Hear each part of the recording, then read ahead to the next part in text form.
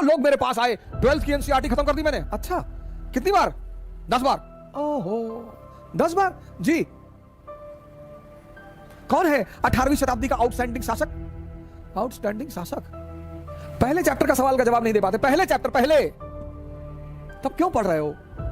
जो कंपटीशन चाहोगे हिंदुस्तान में निकलेगा, लेकिन कमांड कर लो। दावा के साथ कह रहा हूं, चाहे कोई भी आदमी हो जो भी 5 साल, 6 साल, 7 साल, 8 साल से तैयारी कर रहा हो और उसका सिलेक्शन नहीं हो रहा है, आप मिलिए हमसे।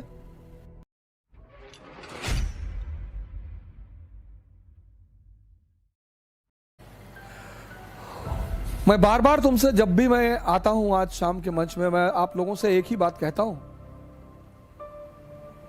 पढ़ो दिमाग को जिंदा करने के लिए। एक जिंदा दिमाग कुछ भी कर सकता है। वो आईएएस बन सकता है, वो डॉक्टर बन सकता है, इंजीनियर बन सकता है, मेंबर ऑफ पार्लियामेंट बन सकता है, प्रधानमंत्री बन सकता है, और फाइनली वो बुद्ध भी बन सकता है। इसीलिए तो मैं आपसे कहता हूं, ध्यान करो। ध्यान का मतलब ये थोड़ी कह रहा हूं घर से भाग जाओ, हिमालय चले आओ।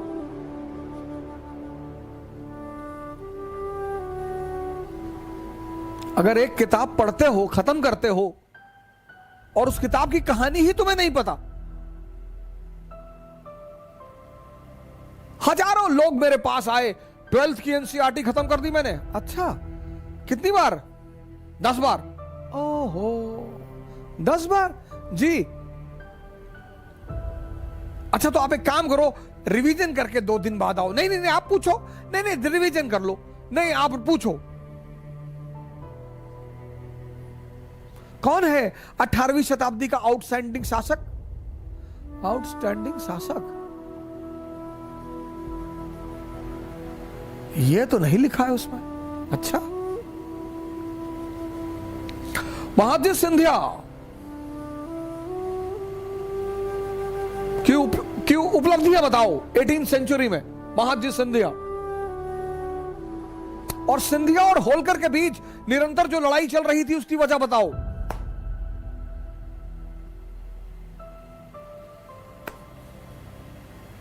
बहुत बड़ी वजह है, और वो ऐसी वजह है जिसकी वजह से ब्रिटेन ने चीन पर कब्जा किया।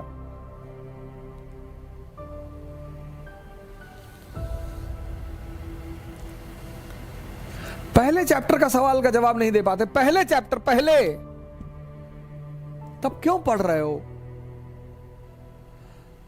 नहीं, नौजवान क्रांति में आप नहीं पढ़ा रहे हैं तो कितना पढ़ोगे? एनसीईआरटी पर कमांड कर लो।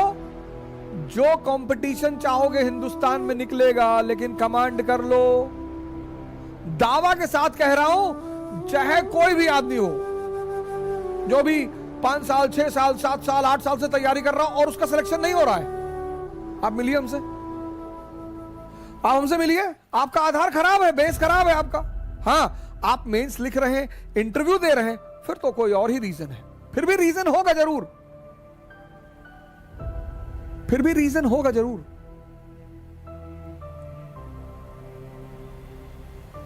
तुम्हें कहानियां ऐसी समझ में आती नहीं, तुम रटते हो तो तुम्हारे मन को मजा नहीं आता, तुम्हारे मन में ये चीजें रिपीट नहीं होती, क्योंकि तुम समझते नहीं हो। बहुत सारे 90% छात्र पढ़ते हैं 10 घंटा, 12 घंटा, लेकिन जब वो पढ़ के उठते हैं तो पीछे कहानी कुछ और ही चलती है। पढ़ना जानते हैं, सेव करना नहीं जानते। जैसे तुम कंप्यूटर में सेव करते हो ना, ऐसे यहां भी सेव होता है। अब इसको जो चीजें पसंद है वो खुद ब खुद सेव कर लेता है। आपको कोई कविता अच्छी लग गई, अपने आप सेव हो जाएगी।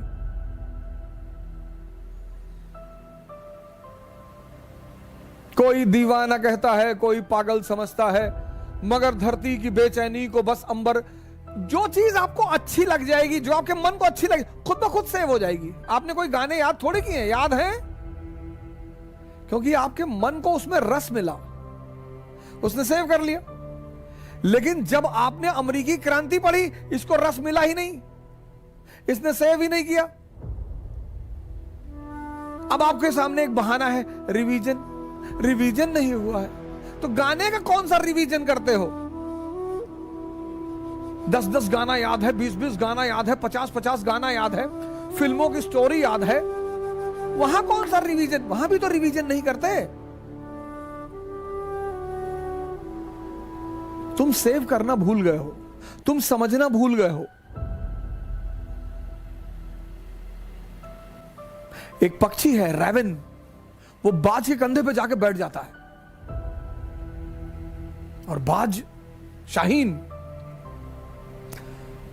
पक्षियों का राजा है शाहीन, शेर के मुंह से गोश्त निकाल लेता है। शेर जब उसकी आवाज सुनता है तो शेल्टर मांगने लगता है, भागने लगता है। उसके कंधे पे जाके रैवन नाम का पक्षी बैठ जाता है।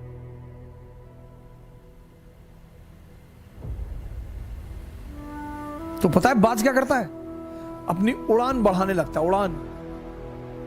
और जैसे जैसे उसकी ऊंचाई बढ़ती रहती है, ऑक्सीजन लेवल कम हो जाता है, रैवन को भागना पड़ता है। अपनी ऊंचाई बढ़ाओ,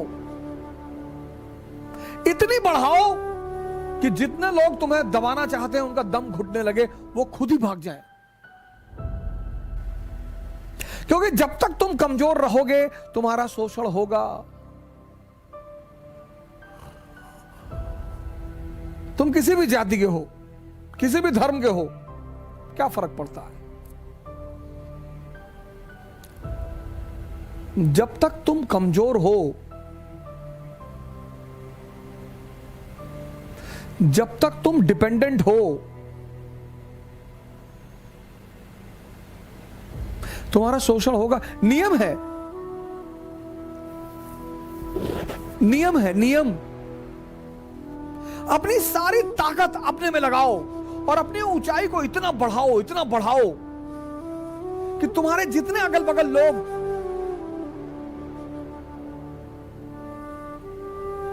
भगवान के आशीर्वाद स्वरूप तुम्हारे पीछे पड़े हैं, उनका दम घुटने लगे। जय हिंद।